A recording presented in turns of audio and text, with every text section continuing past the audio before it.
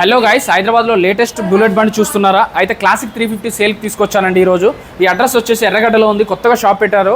ఈ వెహికల్ అయితే 22 మోడల్ అని చెప్తున్నారు. అలాగే 13,500 13,577 కిలోమీటర్స్ డ్రివెన్ అండి.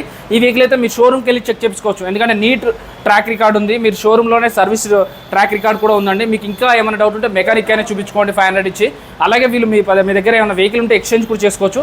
165 చెప్తున్నారు.